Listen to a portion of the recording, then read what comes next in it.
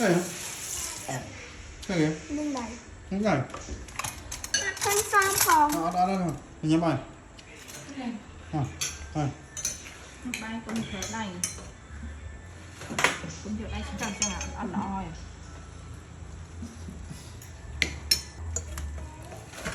Đây kìa này, công ty ấy. Con Chiên. mình đi chịu. Chiên ấy. Tiền người Xong. xong. Đây hiện anh thấy. Xong. Để nó công ty thì mà. Khác thế này. Làm đây này.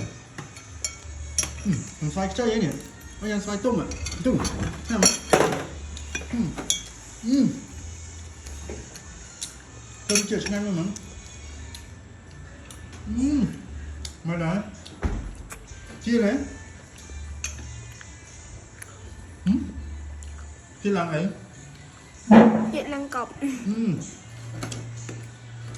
Mà đấy. Mùi ngọt của nó mà.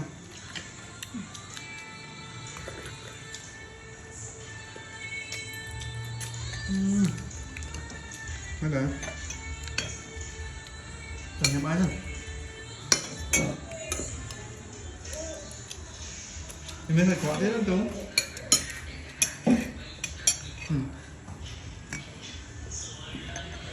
Mẹ em. Rồi. Này có này, này có. Này có. Chạm hả?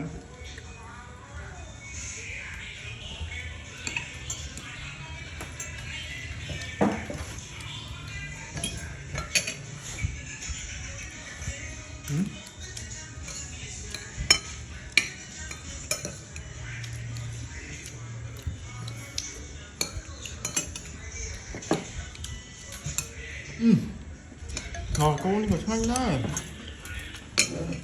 또 사면? 응.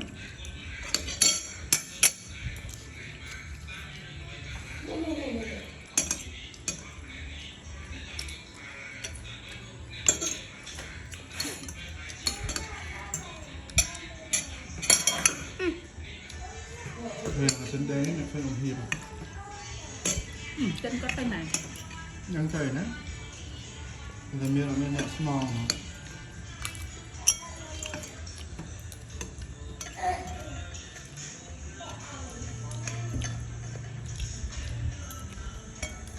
Còn đây miền là đây đấy nhá.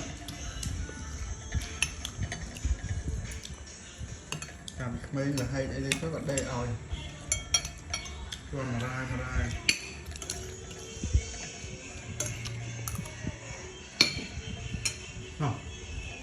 Mà bay đúng không? Bye.